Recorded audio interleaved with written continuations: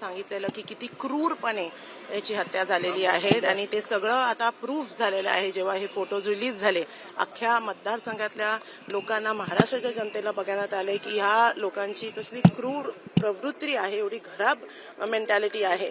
आणि ह्या लोकांना नक्कीच मला आपल्या मुख्यमंत्र्यांचे आभार मानायचे आहेत की त्यांनी ह्या गोष्टीमध्ये लक्ष देऊन हा इथपर्यंत विषय आणून चांगलं त्यांना आता फाशीपर्यंत नक्कीच मी माझा हे सोडणार नाही पाठपुरावा, फाशीपर्यंत ह्या सगळ्यांना शिक्षा झाली पाहिजे. तुमचा कार्यकर्ता हा नाही, माझं सुद्धा तेच मत आहे.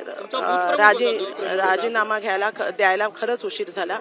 हे पहिल्या दिवशीच जेव्हा झालं तेव्हाच करायला पाहिजे होतं आणि एकदम अत्यंत गरजेचं होतं. कुटुंबियांची भेट घेतलेली होती का या सगळ्या प्रकरणानंतर? हो, घेतलेली, 2-3 वेळा घेतलेली. मी त्यांना त्यांच्या घरी सुद्धा भेटलेली. मी त्यांच्याबरोबर माननीय मुख्यमंत्र्यांकडे सुद्धा गेलेली आणि त्यांच्या म्हणजे माझी भावना पूर्णच कुटुंब आहे. तुम्ही विचार करा, एवढा क्रूरपणे जर पहिले तर हत्या होणंच हेच खराब आहे आणि हे जे दुखणं आहे फक्त त्यांच्या कुटुंबाचं आणि अख्ख्या मतदारसंघातल्या एकेका लोकांचं, म्हणजे एवढं वातावरण एवढं खराब आमच्या जिल्ह्याचं झालेलं. आणि आता हा विषय इथे संपणार नाही. काय म्हणतात, हे सगळे जे आरोपी आहेत त्यांना फाशीपर्यंत